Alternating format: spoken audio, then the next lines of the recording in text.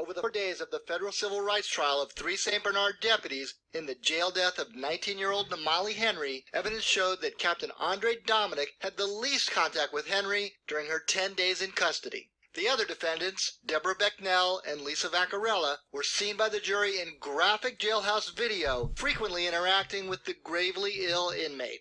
She suffered. I know she cried in pain. I know she did.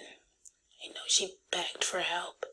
Despite Dominic's limited contact with the inmate, the emotional testimony and video of Henry's death, face down in an isolation cell, seemed to leave the defendant shaken. Overnight Friday, Dominic shot himself in the torso, and he remains in intensive care at University Hospital. Namali's sister Deshauna testified on the first day of trial. Here she is in an earlier exclusive Channel 4 interview. All I could do was tell her that it's just going to be okay.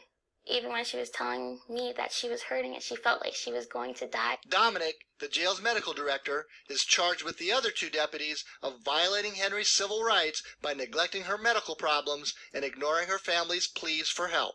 They knew. They ignored her and they watched her die. Now the family of Dominic is dealing with their loved one on the brink of death and his participation in the trial in doubt. Okay, so y'all just heard that story right there, and shout out to one of my Twitter followers for sending me this particular story. This lets me know right here that by this guy doing what he did, he just admitted to guilt, in my honest opinion.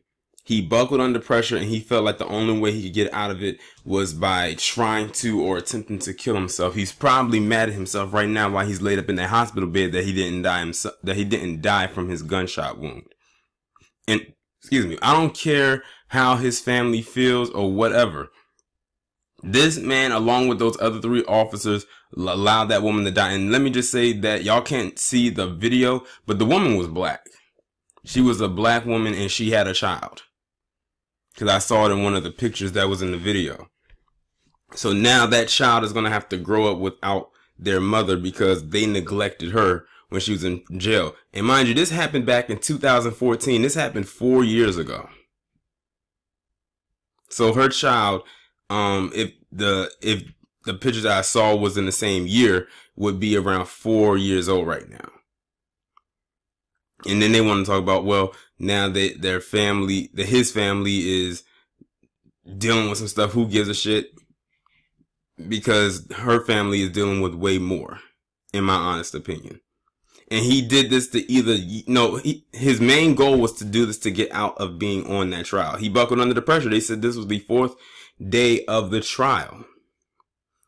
And when I hear stories like this, it reminds me of how that Oreo Clark ran his prison or didn't run his prison when those 3 black inmates died in his jail due to neglect. And I think the biggest one was when the mother died right after giving birth, and then because her child did not get the proper medical care that the child should have, the child later died as well. But they need to do thorough investigations on how a lot of these prisons are ran or not ran and who's running them. Because they're literally being ran like an asylum. Like, if you ask me, some of the people who's running these prisons need to be in jail the damn selves. Put them in a cell and preferably near an inmate that doesn't like them. And see how all of that pans out. But y'all let me know what you think about this story down in the comments. Like, share, subscribe. The links will be in the description. I'll talk to you in the next one.